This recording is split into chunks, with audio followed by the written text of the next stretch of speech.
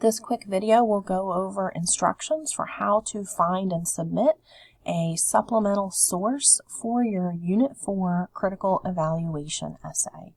You'll be completing this step after Part 1 of the planner. So in Part 1, you had to brainstorm opposing viewpoints to the original article. For this fall 2021 semester, that's the article Ungrading by Susan Bloom. So you're reading Ungrading, you've summarized it, you've developed some possible opposing viewpoints or counter arguments. Now your job is to go look for another source that presents the opposing view.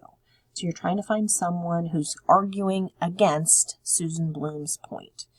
What you're going to do is use that list that you developed to help you do your research. Make sure that you're using the CRAP test and evaluating for currency, relevance, accuracy, authority, and purpose.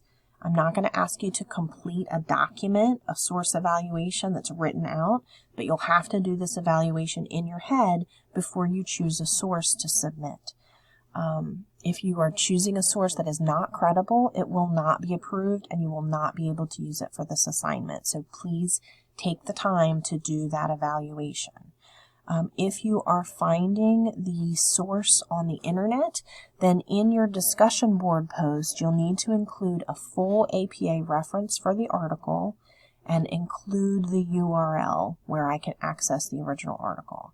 If you have found the article from a database, then you are going to include the full APA reference, but instead of including a URL, because you can't use www.web.ebscohost, whatever, blah, blah, blah. You can't copy that link. You can, but I can't click on it. It doesn't work on my end. So that EBSCOhost does not work as a URL. Instead, just include the name of the database where you found the article.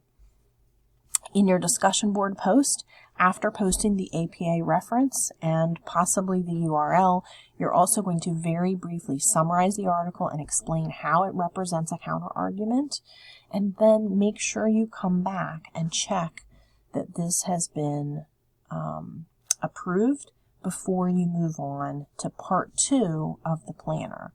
Part 2 of the planner is asking you to evaluate the evidence in the original article, Susan Bloom's Ungrading, but also to identify information from your supplementary source. So you want to make sure that your source has been approved before you move on to Part 2 of the planner. Please let me know if you have any questions before you complete this assignment.